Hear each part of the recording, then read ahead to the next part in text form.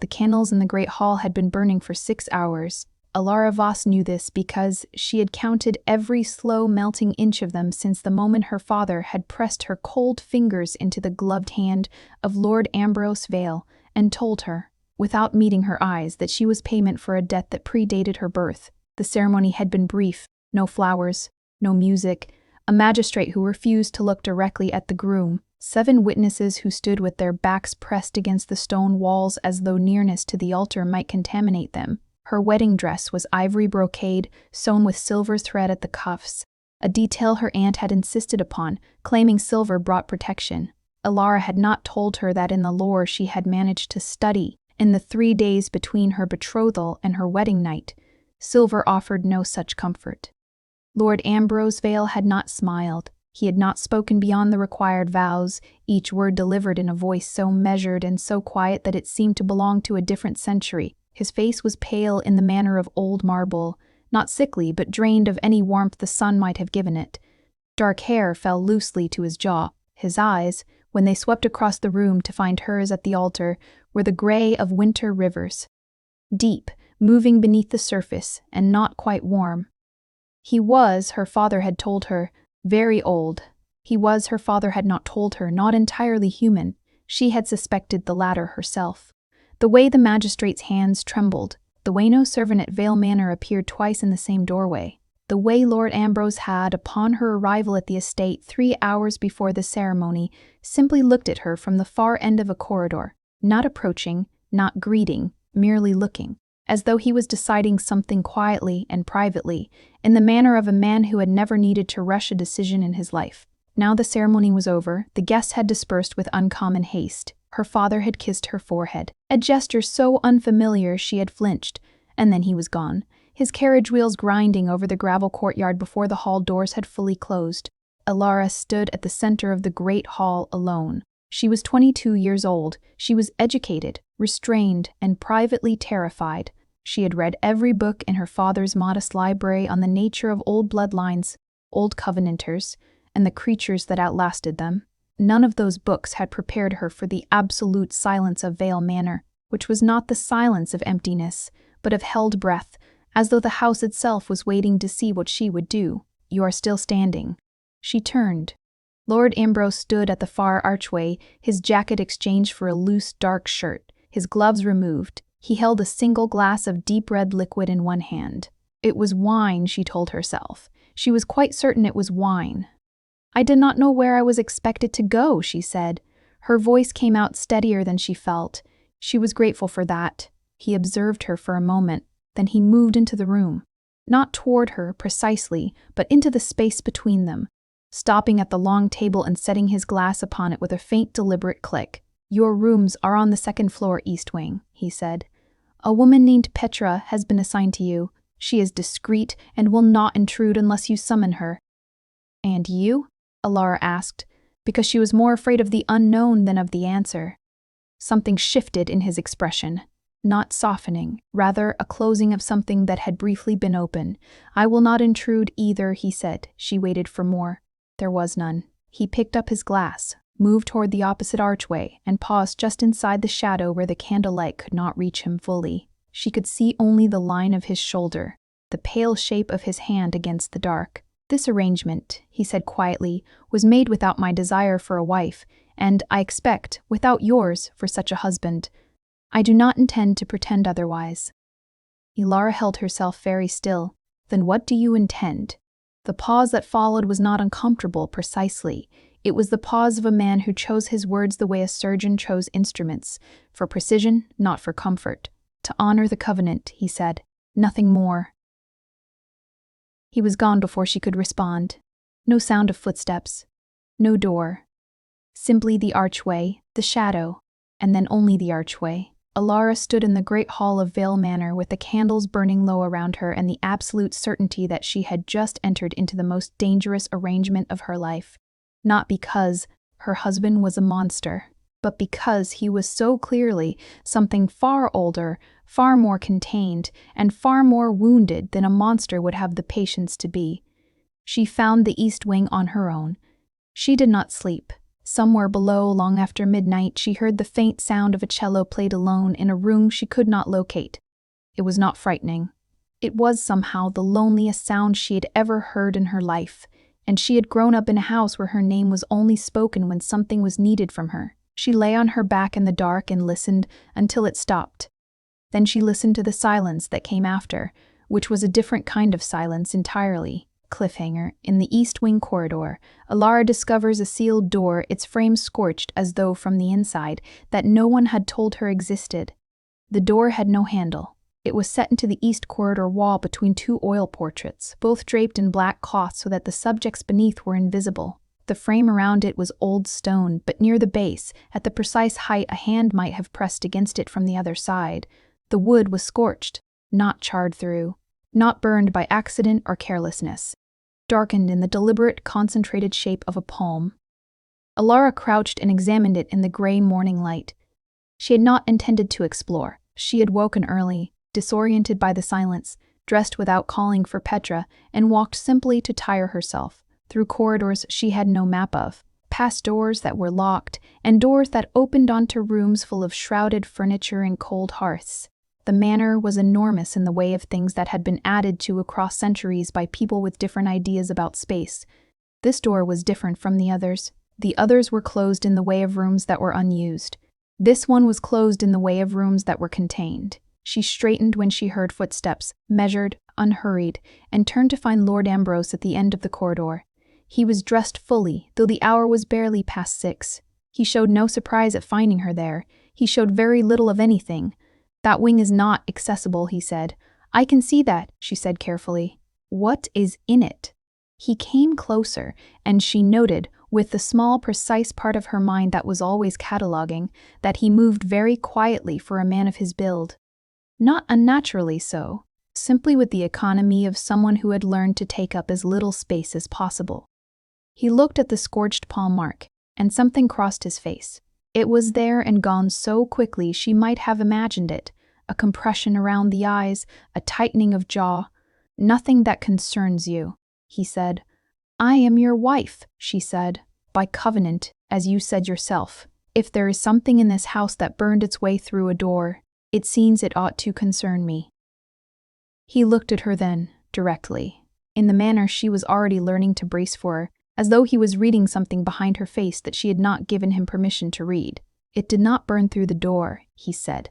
"It burned away from it. She absorbed that. It was trying to leave. It succeeded."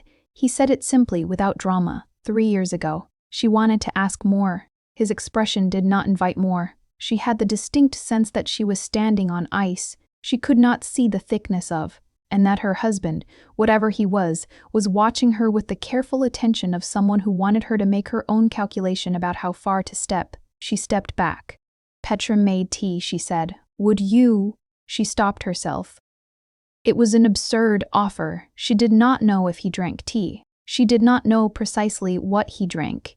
"No," he said quietly. Then, after a pause that felt considered, "Thank you." They parted in the corridor without ceremony. At breakfast, which she ate alone in a small morning room overlooking a garden gone deliberately wild, she was beginning to understand that Vale Manor was maintained to a precise standard of deliberate neglect. Petra brought her tea and a letter.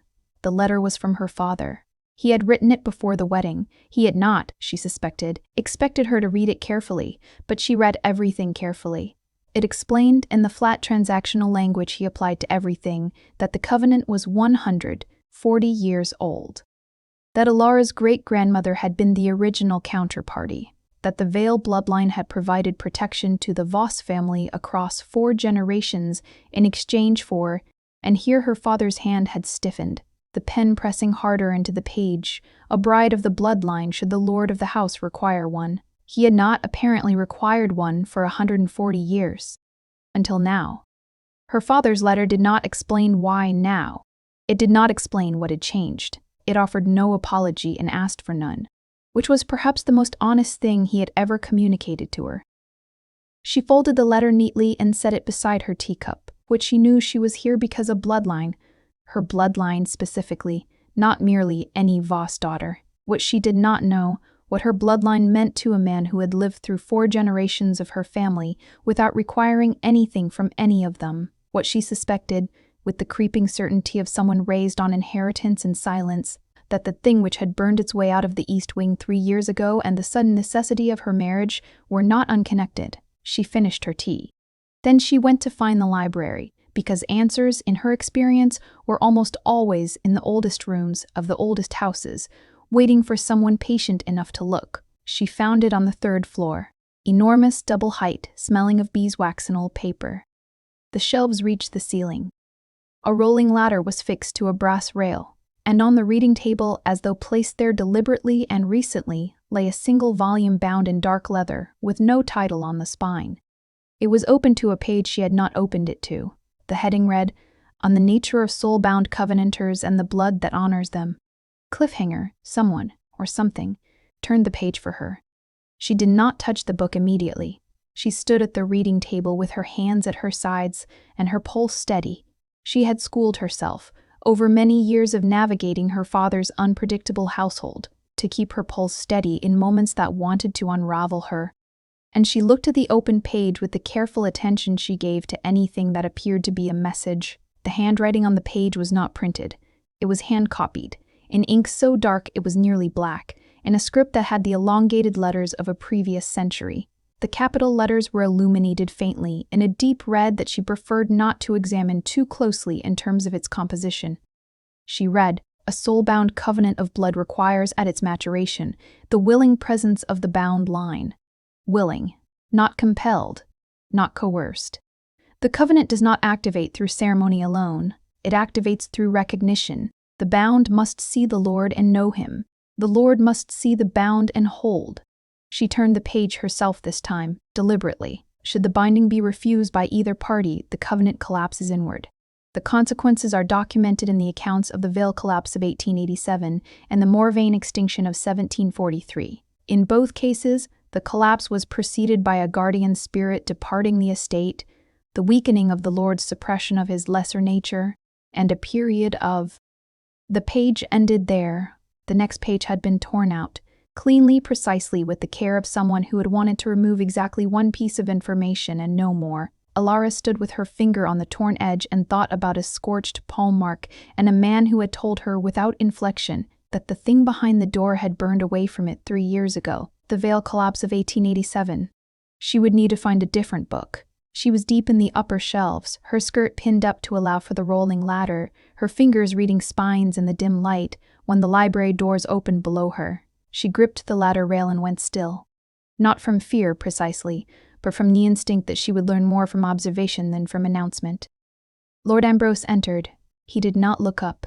He moved directly to the reading table, looked at the open book and stood very still for a moment.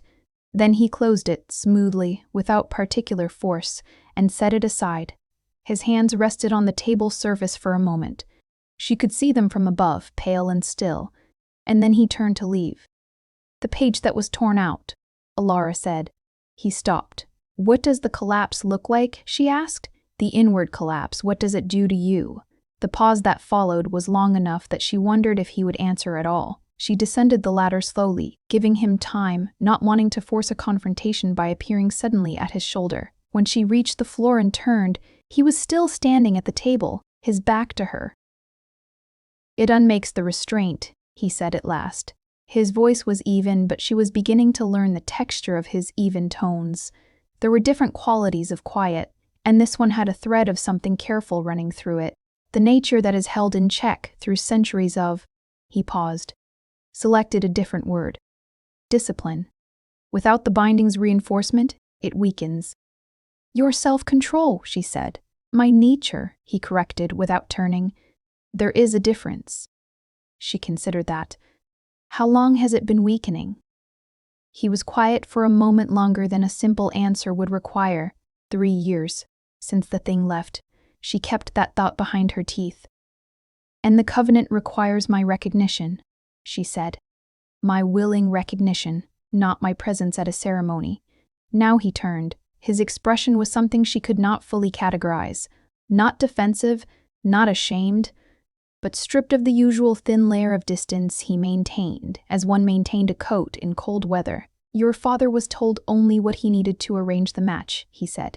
"The full nature of the covenant was—" He stopped. "I did not intend for you to find the book so quickly. You left it open on the table. I moved it to the shelf 3 days ago." A pause. "It was on the table this morning." Something in the room shifted. They looked at each other across 6 feet of Persian carpet in a library full of old, watching knowledge, and both of them arrived, separately and simultaneously, at the understanding that they were not entirely alone in Vale Manor. "Something wants the covenant honored," Alara said. "Yes," Ambrose said. "Something that was here before." "Yes." She thought of the cello she had heard the night before, played in a room she could not find. She thought of the open book, the torn page, the deliberate palm mark on a sealed door. "What was it?" she asked. "The thing that left." For the first time, she saw something pass across his face that was not control and was not distance, but was, unmistakably, grief. "My ward," he said. "A spirit of the old Covenanters. She maintained the binding for 80 years after the last Voss died, without a daughter to continue the line." He paused. "When I told her I would not compel a bride, she left. In protest, I believe, or despair. I have not determined which." Alara looked at the closed book. At the space where the torn page was not. "She came back," she said. He looked at the book as well. "Apparently," he said quietly, "she approves of you." Cliffhanger. That night, Alara hears a child's voice singing in a language she does not speak, and finds a small door behind her bedroom wardrobe unlocked. The door behind the wardrobe was low, narrow, and smelled of cedar and old candle smoke. Alara crouched through it with a lamp held before her and found a room no larger than a generous closet.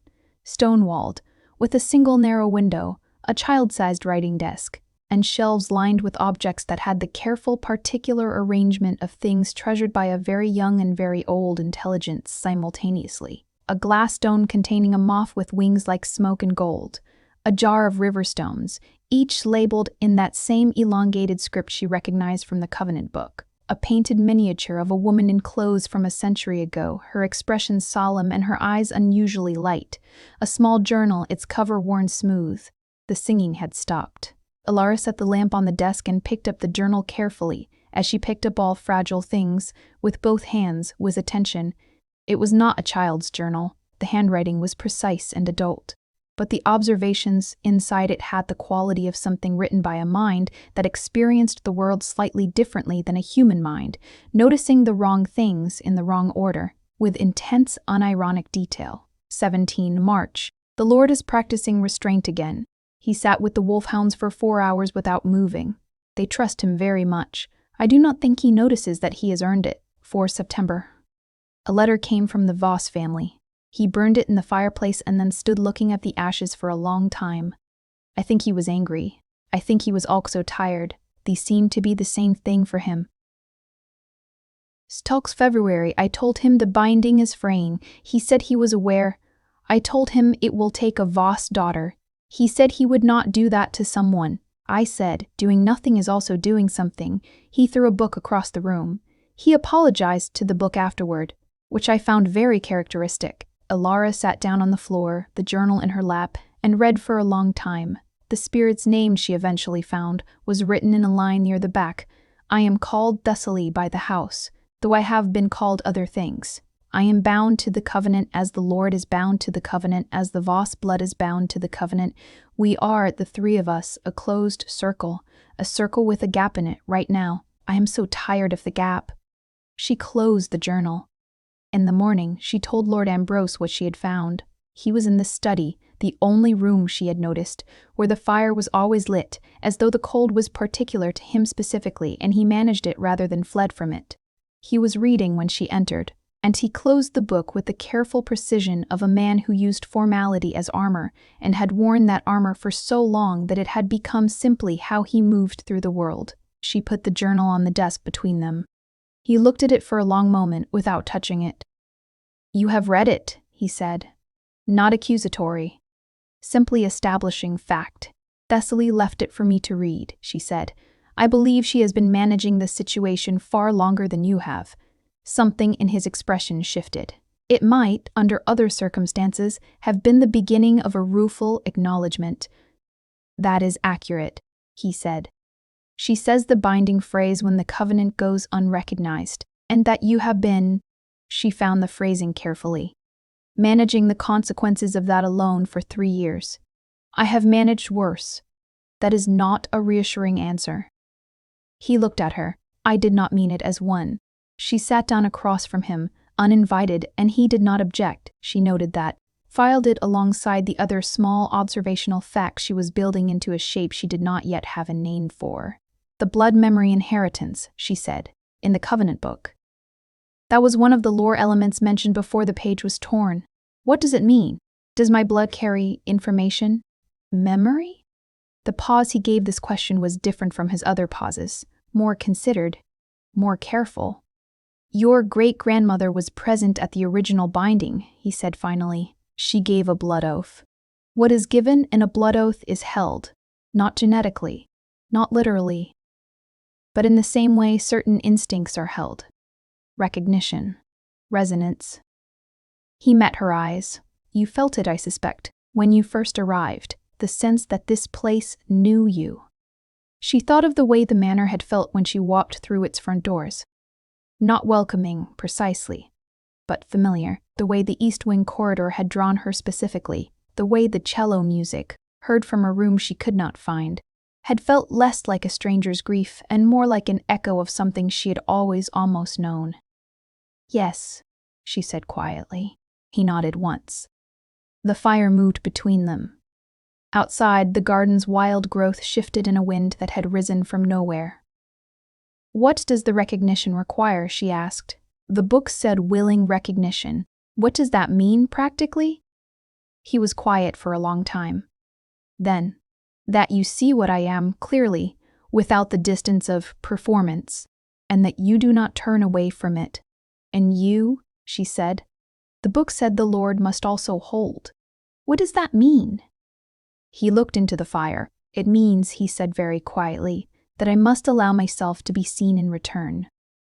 Cliffhanger. When Alara returns to her rooms, she finds a bruise spreading from her wrist to her elbow, in the precise shape of the scorched palm mark on the sealed door. The bruise did not hurt. That was the strangest part of it. Alara held her arm under the lamp and turned it carefully, examining the mark with the detached thoroughness she applied to difficult problems, and felt nothing, no tenderness, no heat, no sign of injury beneath the surface. The skin was simply darkened, in the exact spread-fingered imprint of a hand slightly larger than her own, from the inside of her wrist to the fold of her elbow. She covered it with her sleeve and went to breakfast. She did not intend to tell Ambrosia. Not yet. She had a methodical mind, and she preferred to understand something before she presented it, rather than offer alarm in place of information. But he saw it. They were in the morning room, the silence between them having grown, over the past several days, into something less hostile than its original form, still quiet, still careful, but with the quality of two people who had agreed, without discussing it, to be honest with each other within the limits of what they could bear. She was reaching for the tea service and her sleeve fell back, and she heard the small sound he made, not quite a breath, not quite a word. And when she looked up, he was watching the mark with an expression of contained alarm so precisely controlled that she would have missed it in anyone less tightly wound. "When did this appear?" he asked. "Last night," she said, "after we spoke." He rose from the table. The movement was fluid and immediate, and she registered again the quality of his physical presence, not threatening, but occupying space with an absolute awareness of itself that most human men did not have. "May I?" He held out his hand, palm up. A question, not a demand. She noticed the deliberateness of that. His hand presented upward, powerless, waiting for her to place hers into it or not as she chose. She placed hers into it. He held her arm gently and examined the mark, and she felt the warmth of his hands, which surprised her somehow, despite everything she had read, and watched his face run through several things quickly behind its controlled surface. "Thessalia's claiming you," he said. "The spirit. She has the capacity to mark a covenant member. It is protective. It means she has accepted you as part of the binding. It looks like the mark on the sealed door," Alara said. Something crossed his face.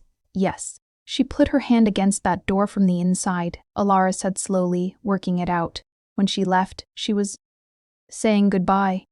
He released her arm. The warmth of his hands left a kind of negative impression on the air above her skin. She was angry, he said, his back to her now, facing the wild garden. I had refused the covenant for the 3rd generation running. She believed I was allowing pride to destroy something she had maintained for nearly a century. Was she right? The silence stretched long enough that it answered her before he did. Partially, he said. I told myself it was ethics, the refusal to compel. He paused. There was also, I am very old, miss. He stopped, corrected himself, with the faint discomfort of a man remembering something he would have preferred to forget.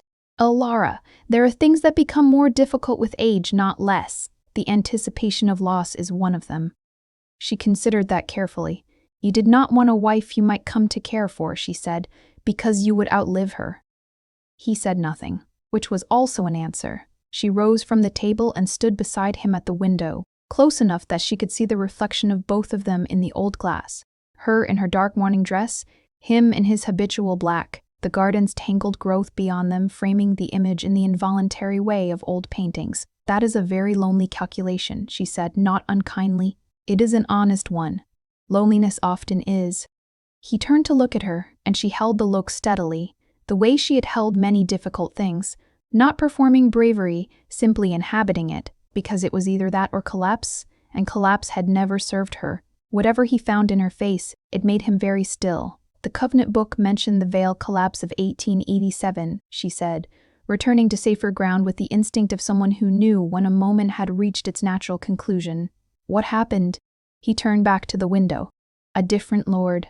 A different Voss daughter who died young without recognizing the binding. The Covenant collapsed in a single winter. It took 30 years and considerable damage before it was rebuilt. He paused. Damage to the family, I mean. The Veil Lord survived. He always survived. He always survived. That is, in some respects, the least desirable part of the arrangement. For you. For me. Alara looked at the mark on her arm, just visible below her pushed-up sleeve. A spirit's hand. A century of maintenance. A man who had refused what he wanted on the grounds that wanting it at all was already a kind of trespass. She thought about what the Covenant book had said. Willing recognition. The Lord must hold. She was beginning to understand what holding meant, for a man who had spent a very long time making himself not hold anything.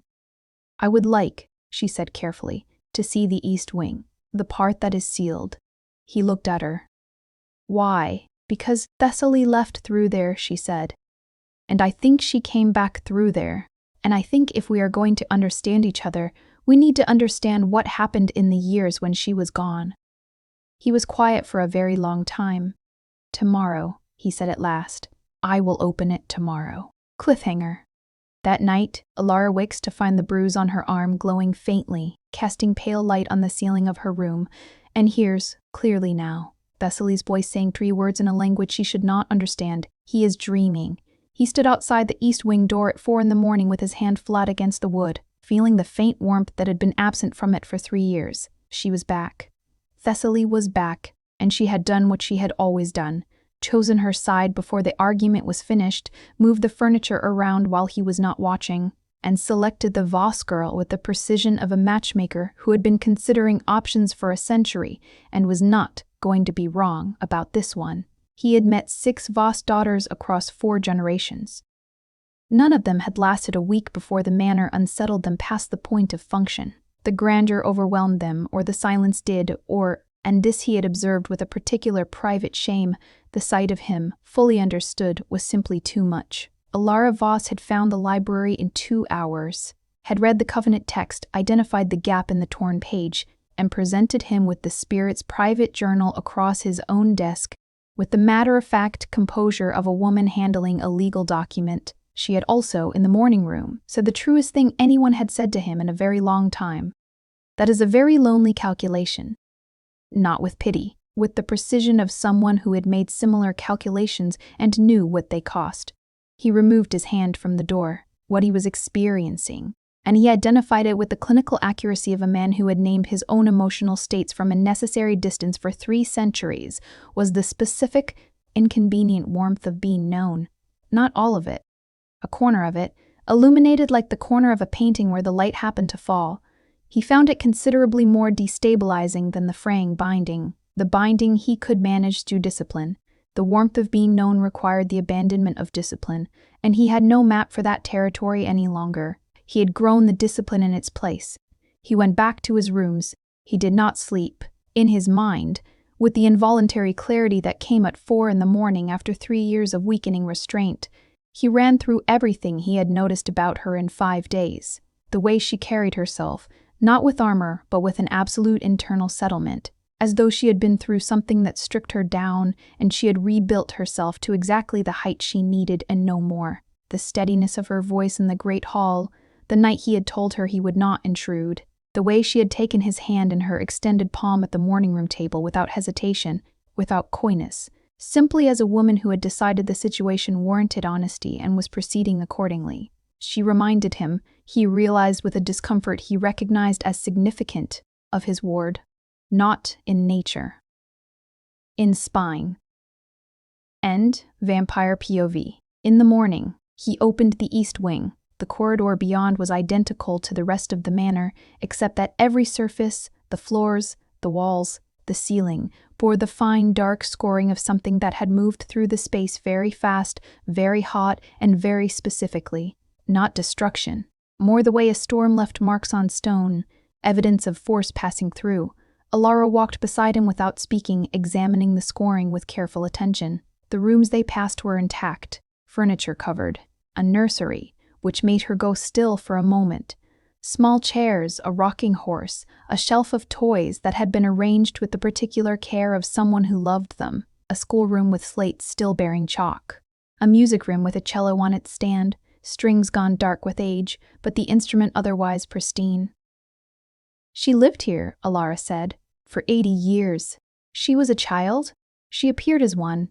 She was. He considered, she was what she needed to be to fulfill her function, care, maintenance, presence. A pause, company. Alara looked at the cello, at the rocking horse, at the small chairs arranged around a small table as though the last occupant had stepped away expecting to return. You grieve her, she said, actively. She is not gone, he said. She is simply. Not here yet, Alara said. Not fully. She's circling. He looked at her. The marks on my arm, she said. The open book. The singing. She is testing whether it is safe to come back. He was quiet. What would make it safe? Alara asked. What does she need to see? He stood in the music room of his own house with the cold air around him and the very distant warmth of the woman beside him, and said the thing he had not said in 3 years because saying it aloud would require him to mean it. She needs to see that I have let someone in, he said. That I am not. He stopped. That the house is not empty in the way it was. Alara turned to look at him fully. He did not look away. Cliffhanger. When Alara reaches out and rests her hand briefly on the cello's neck, the strings hum, all of them, in a chord that should be impossible for unmoved strings, and from somewhere inside the sealed wing, they hear a small sound, a child's footstep, careful and tentative, coming closer. The footsteps stopped on the other side of a closed door at the end of the east wing corridor. Alara stood with her hand still on the cello and the chord fading in the still air and looked at the door and did not move. Beside her, Ambrose had gone very still in the particular way of a man containing something enormous and refusing to let it surface in a way that might frighten what was on the other side. Thessaly, he said. His voice was even. It had the quality of a voice used to speaking to something that needed gentleness and had learned to fear the absence of it. Silence. Then, in a register between sound and not sound, something that might have been a response, not words precisely, but the impression of attention. Wariness. Consideration.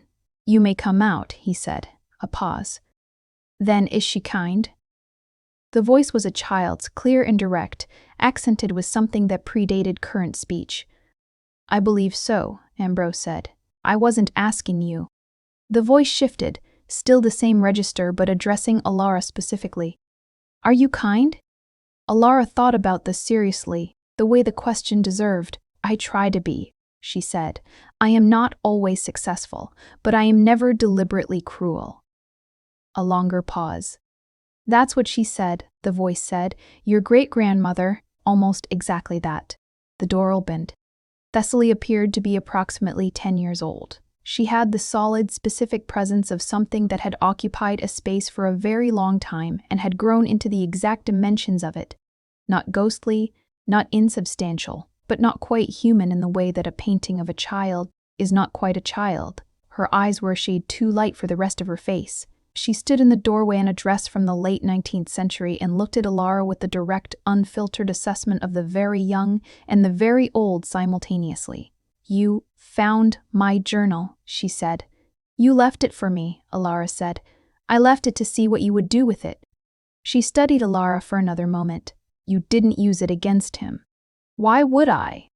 People do, Thessaly said simply. People find the soft places in someone and they use them. It's why he stopped letting people close. She glanced at Ambrose with the frank affection of someone who had loved him long enough to be exasperated by him. You are very stubborn and very stupid about some things, she told him without particular heat. Yes, he said. She's not like the others. No, he agreed quietly. You already know that. He said nothing. Thessaly appeared to accept this as sufficient. She moved into the room, into the music room, her music room, running her fingers along the shelf of toys with the proprietorial ease of someone returning home, and sat in one of the small chairs with the unself-conscious comfort of a being who had never worried about how she looked to others. The binding is very thin, she said practically. I was wrong to leave. I was angry, but I was wrong. It frays fastest when there's no, she considered the word, warmth. In the house, something that's not just endurance. I have endured adequately, Ambrose said. Endurance is not warmth. She looked at Alara. He knows this. He simply prefers endurance because it doesn't require vulnerability. She said the word with the exactness of a person who had been observing its absence for decades. Alara sat down across from Thessaly, on the floor, because it put them at eye level.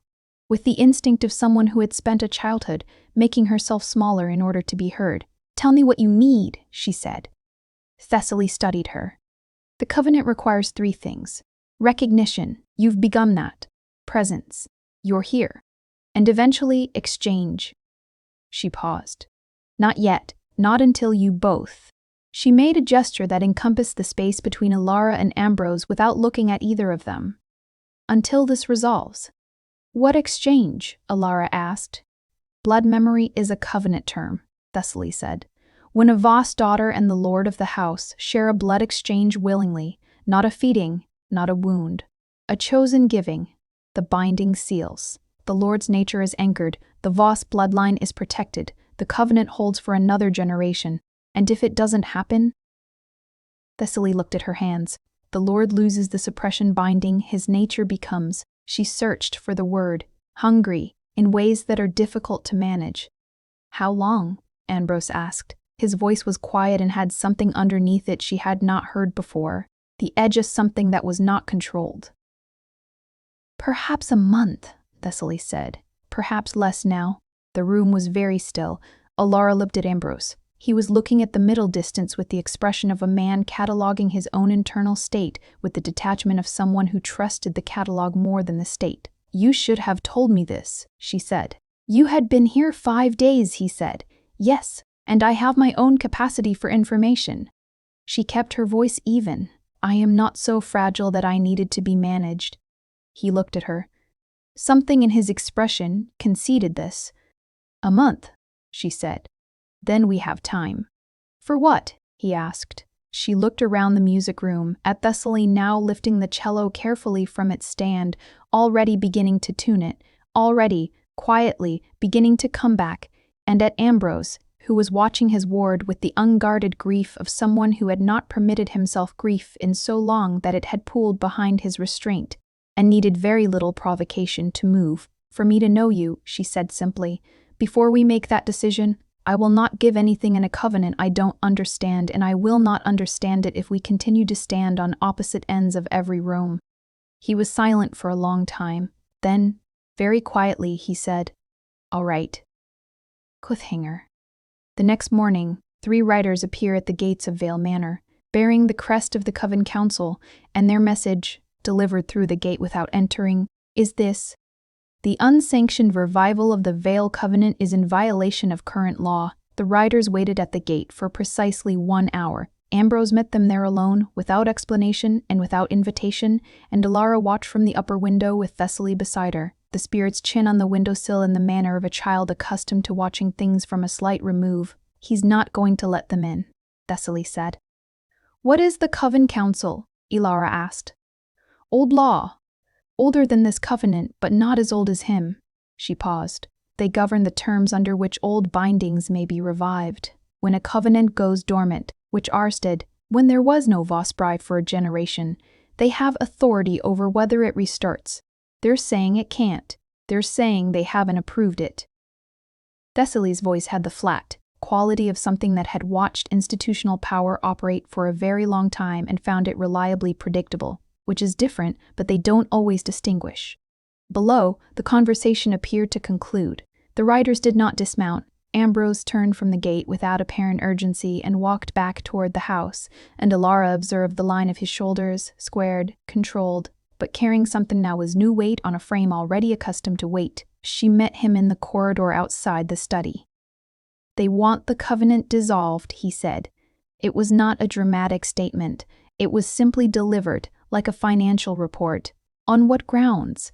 Any revival of a dormant covenant requires council ratification before the binding is complete.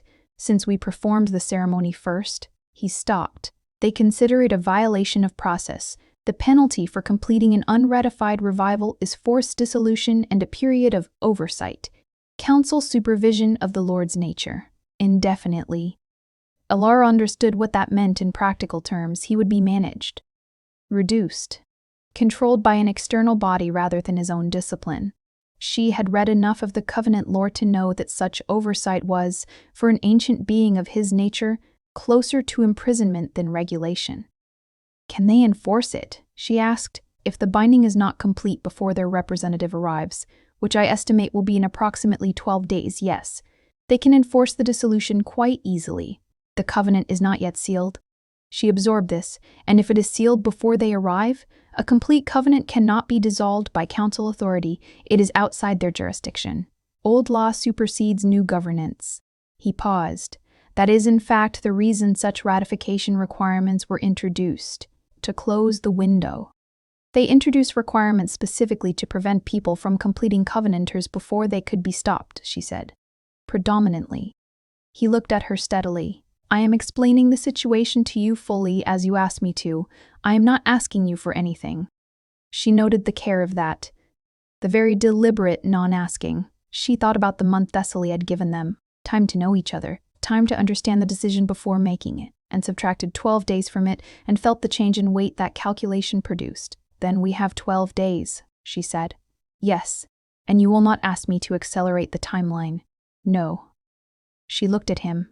At the quality of his stillness, at the thing he was holding with considerable effort behind the controlled surface of his face. Not urgency, not even self-preservation, but something closer to the resigned patience of a man who had already decided he would prefer dissolution to coercion, and was at peace with the price of that preference. It made her, in a way she had not expected and did not quite know how to manage, trust him considerably. Thessaly, she said to the air. The spirit appeared at the end of the corridor as though she had been waiting, which she had. The exchange, Alara said. Tell me what it requires. Thessaly walked toward them with the gravity of a child carrying something important. It's not dramatic, she said. It's not a ceremony. It's the opposite of a ceremony. She glanced at Ambrose. You remember? He looked away. Yes, it requires genuine openness, Thessaly said to Alara. The blood memory is activated not by the act itself but by the willingness behind it.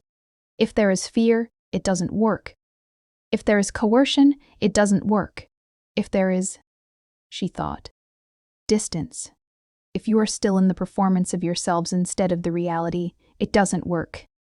And currently, Alara asked. Thessaly looked between them with the frankness of someone who was not going to soften this. There's still distance, she said.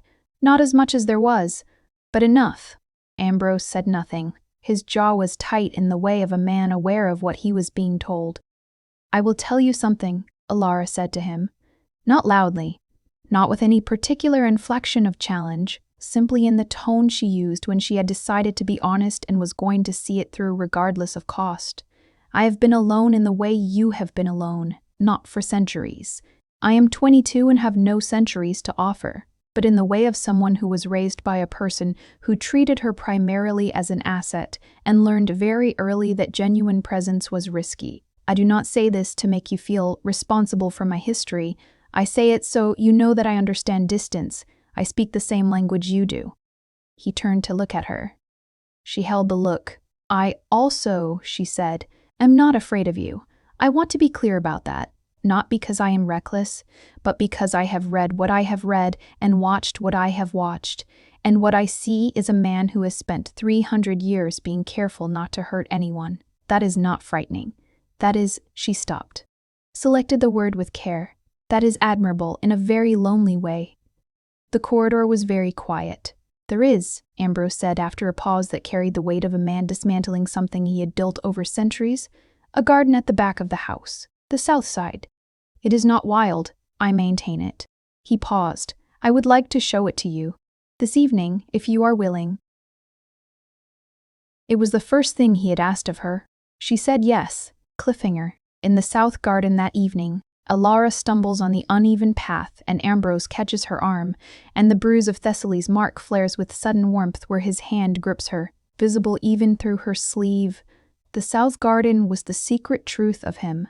She understood that within the first 10 minutes of walking through it, every other part of Vale Manor wore its neglect as a kind of armor. The wild north garden, the shrouded furniture, the locked corridors.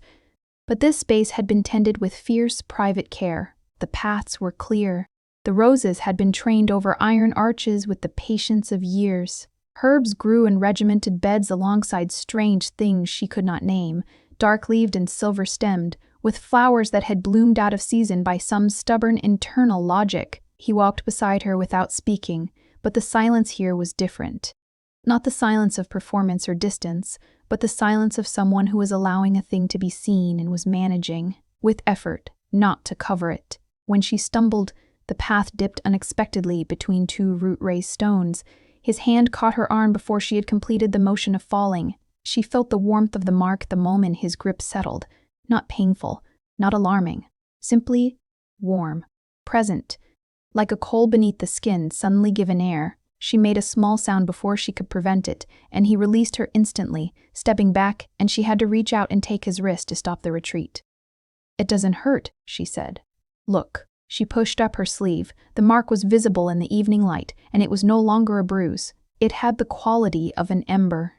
Deep orange red pulsing slowly with the rhythm of her heartbeat. Thessaly's handprint, living now. Ambrose looked at it. His expression was composed with the effort of a man who was no longer sure whether composition was serving him. "She's anchoring the connection," he said. "Through you," Alara said. "When you touch me." "Yes." They stood in the garden with her hand on his wrist, and the connection between them made visible by old magic and older covenant. And she could feel, and she would not have believed this if she had been told it 3 weeks ago, but she felt it clearly. The faint tremor in him, not of weakness, of someone who had held themselves at a remove for so long that proximity had become a physical effort to remain in. "Thessaly said the distance has to close," she said quietly. "Yes. I don't mean the ritual," she said. "I mean whatever is behind the ritual, the actual distance." He looked at her hand on his wrist, then he turned it slowly, deliberately, so that his hand was under hers rather than above it, and she felt the warmth of him, the genuine warmth, not the cold she had expected from the lore she had read, but the warmth of something that maintained its own heat with considerable effort. "I have been." He stopped. "There is a version of this that I could explain in covenant terms, function, necessity. I find I do not wish to explain it that way." "Then don't," she said. He looked at her with the expression of a man stepping off a ledge he had been standing on for 3 centuries. "I did not want you to come here because I knew what you would cost me," he said. "Not in terms of the covenant, in terms of," he looked for the word, "revision." I have been a certain kind of person for a very long time. Contained, managed. And I was content, I told myself, with that. And then you arrived and found the library in 2 hours and sat on the floor of the music room to talk to my ward at eye level and told me that loneliness is honest, as though you had been sitting with that truth for a long time. He stopped. His jaw tightened and then released. You cost me the certainty that I prefer solitude. Alara looked at him for a long moment. That seems like a fair exchange, she said. For what this has cost me, something moved through his expression that she did not have a word for. It was too layered, too long in its accumulation to simplify. It was something like recognition. Something like the relief of a person who has been holding their breath, discovering the air is safe. He raised her hand, the hand with Thessaly's mark, and placed it flat against his chest. Not theatrically. With the deliberateness of a man who had chosen each of his actions for 300 years and was choosing this one too, but for a different reason. She felt his heartbeat. It was slower than hers, measured, steady. The mark on her arm responded to it. She felt the connection orient, the ember warm, the blood in her wrist remembering something her great-grandmother had given a century ago to someone standing in a garden that might have looked very like this one. The blood exchange, she said softly. Is it? Not tonight, he said. Not in 12 days' pressure. That is not a fair condition. She looked at him. Ambrose. He met her eyes at the sound of his name. She had used it so rarely, she realized, had defaulted to formality from caution, and the effect of it was visible in a way she had not expected. I have already decided, she said. I decided 3 days ago. I have been. She almost smiled. I have been waiting for you to be ready. He was very still. I am not afraid, she said again, and this time it was not a reassurance. It was simply the truth, offered cleanly. And I am not in the performance of myself anymore. I don't think I have been for a while. Above them from the east wing window, lit now, warm now, they both heard the sound of a cello being played, slowly, beautifully, in the room that had been dark for 3 years. Thessaly was home. Cliffhanger. The Coven representative arrives not in 12 days, but at dawn the following morning, 3 days early, with authority to dissolve the covenant by force if it remains unsealed. He heard the carriage before it reached the gate. He had been standing at the east wing window watching the south garden, where the iron arches still held the shape of the evening, where she had stood with her hand on his chest and looked at him without flinching or performing composure and said, I am not in the performance of myself anymore. And the sound of wheels on the gravel at 4 a.m. told him everything before the message reached the door. 3 days early. He understood then that the council had not come to negotiate.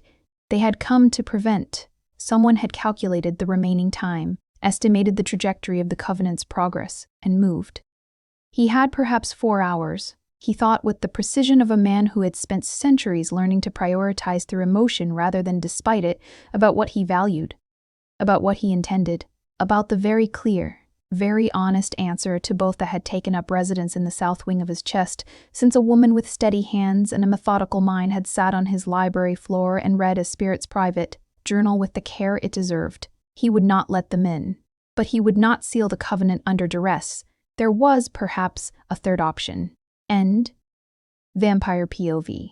He knocked on her door at 4:15. She answered quickly. She had not been asleep, she told him, when he apologized for the hour. She was dressed. She had heard the carriage too. How long do we have, she asked. Before they force the gate, 2 hours, perhaps. They will send a formal demand first.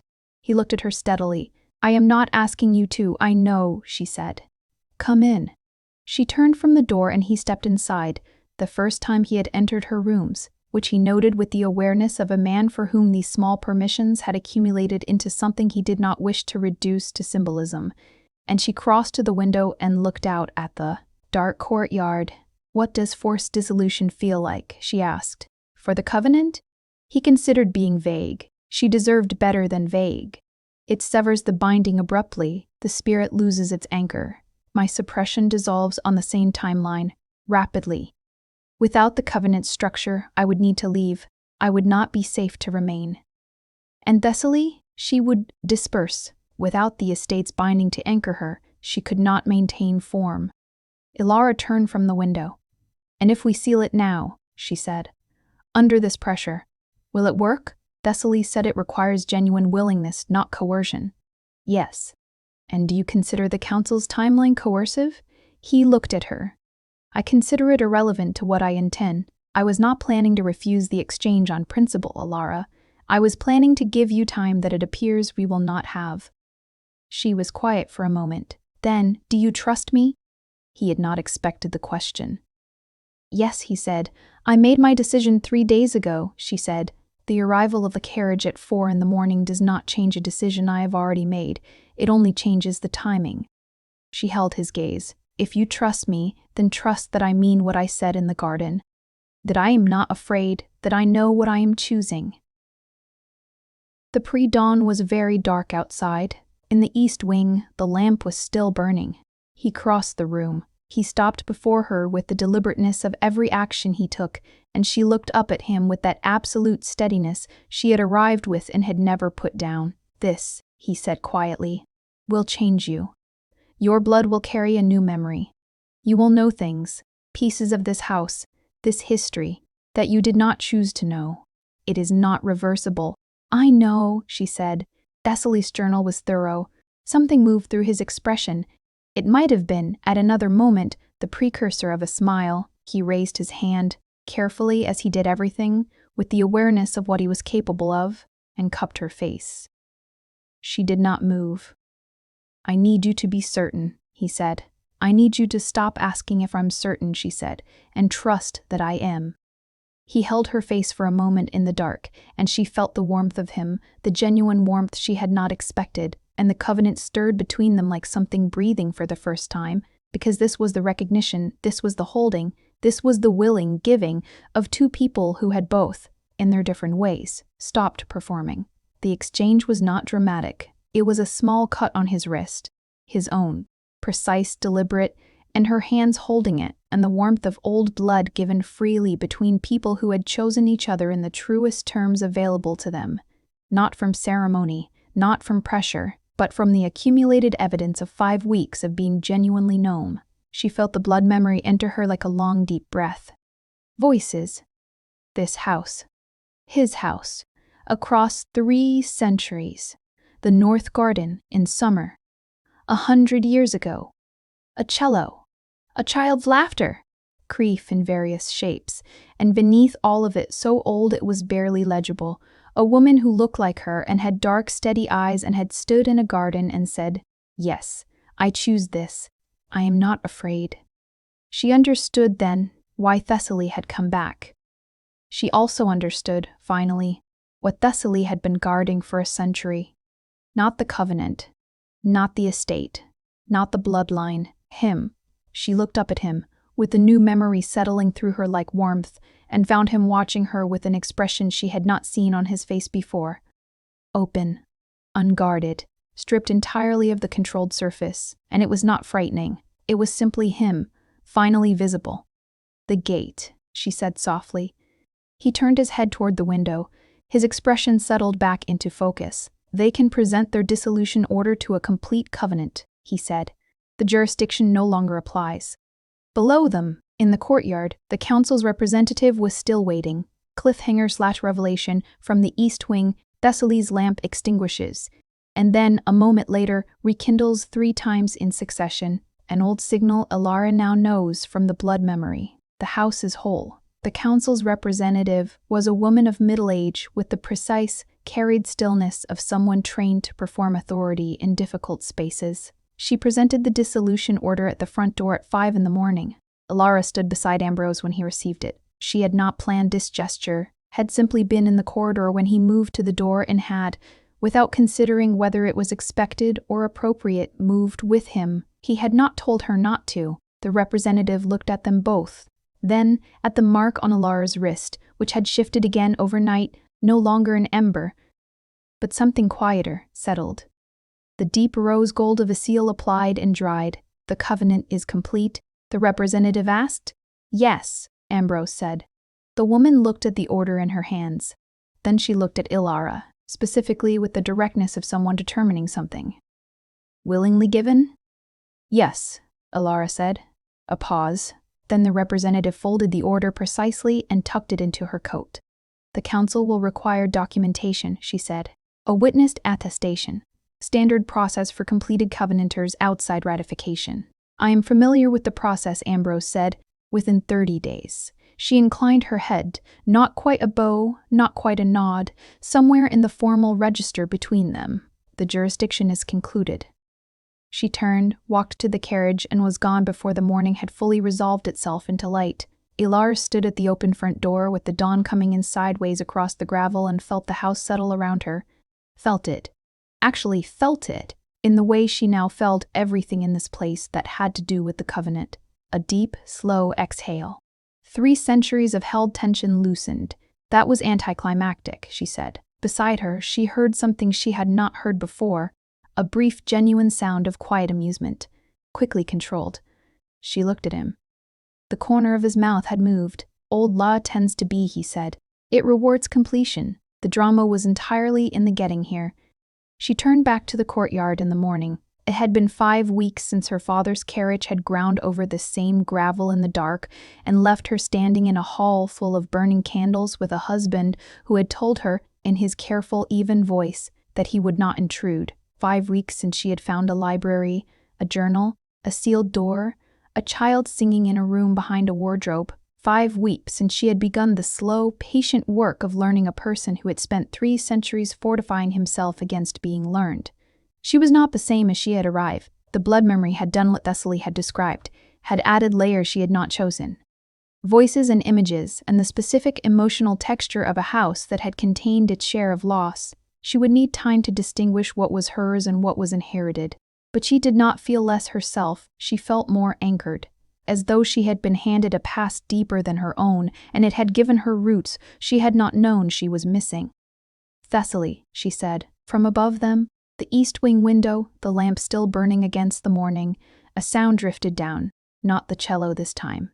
Simply humming, domestic, purposeful, the sound of a small being reinstating itself in its home with the satisfaction of something that had been patient for a very long time. Alara smiled. She's rearranging things again, Ambrose said. His voice was dry, but beneath it was something she recognized now. The undisguised warmth of someone who loved a particular creature very much and had missed them with an intensity he had refused to name. She'll rearrange everything, Alara predicted. Yes, he said, she will. They stood in the open doorway in the early light, not touching, not needing to, the covenant between them a presence as real as the stone under their feet and the morning coming in from the east. And Alara thought about what Thessaly had written in her journal, in the very first entry she had read. He is so careful not to hurt anything. I think he does not understand that this is its own kind of beauty. She thought she understood it now. The documentation, she said. Within 30 days. I assume there is considerable paperwork involved in Old Covenant law. Considerable, he agreed. Then I will need access to the full library, she said. The upper shelves, the sections I haven't reached yet. You may have access to the entire house, he said. He paused. You always could. I should have said so the first night. You were being careful, she said. I was, he acknowledged. She turned to look at him in the full morning light, in the ordinary light of a day that had started with a crisis and resolved into something quiet, and saw for the first time what he looked like when he was not performing control. Still contained, still precise, still the product of 3 centuries of deliberate self-management, but underneath it, visible now in a way it had not been when they stood on opposite ends of every room, present. Here. Occupying the morning with her without keeping his distance. It was not a happy ending in the way of stories that resolved into ease. He was ancient, and she was 22, and the gap between those two facts would require its own navigation, its own negotiations, its own difficult mornings. The council would have requirements. Old enemies of old bloodlines had long memories. Thessaly, reinstalled, would involve herself in everything with cheerful authority. But it was real. It was chosen. It was theirs. Come inside, she said. Petra will have made tea. He said nothing, which she had learned to read accurately by now. He came inside. Above them from the east wing the cello began to play. Something new, something lighter than grief. Thessaly, Alara understood now from the blood memory, played what the house felt. She'd been playing sorrow for 3 years. This was not sorrow. This was something older and more difficult and far more durable, the sound of a house that was whole, and two people who had found each other on the honest side of the distance, and a covenant renewed, not from obligation or fear, but from the quiet, particular courage of letting someone in. The lamp in the east wing burned steadily. The morning settled over Vale Manor, like a hand laid gently, without pressure, against stone that had held long enough. It held still.